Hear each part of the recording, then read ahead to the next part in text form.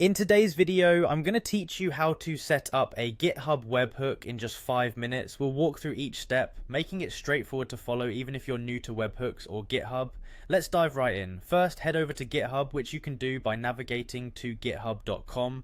If you haven't already, you'll need to sign in to access your GitHub account. To do this, simply click on the sign in button located at the top right of the GitHub homepage. Enter your username and password to proceed. Once signed in, you should be taken to your GitHub dashboard. This is the central hub where you can access all your repositories and handle various tasks. Now you'll want to locate the specific repository where you want to add the webhook. If you're on the home page of your dashboard, you can easily click on the repository from your list of recent repositories or search for it using the search bar. After selecting the correct repository, look over to the menu on the right hand side and click on Settings. This is where you'll find various configuration options for your repository. Within the Settings menu, scroll down slightly until you see the Webhooks option in the left sidebar and go ahead and click on it. This will bring you to the Webhooks page where you can manage the incoming webhooks for your repository.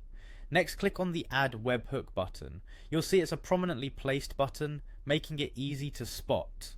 After clicking, you're ready to input the details for your new webhook. This involves entering the payload URL, which is the URL where GitHub will send post requests each time specific events happen in your repository. Make sure this URL is reachable from the public internet and you're ready to receive these requests. You'll notice a section called Content Type. You can select between sending the data as JSON or as URL encoded, but generally the default JSON option is suitable for most cases. Then you have the Trigger Events section, where you can either select individual events that you'd like to trigger the webhook, or choose to have it triggered by just about anything. Selecting just the push event is a common choice unless you need the webhook to respond to more activities. Once you've filled out all the required fields, scroll down and click on the green Add Webhook button. And that's it, your webhook has been successfully created. You can now test your webhook to ensure it receives payloads as expected. Thank you for watching, and I hope this guide has helped you set up a GitHub webhook quickly and efficiently. If you found this video helpful, feel free to like and subscribe for more tech tutorials.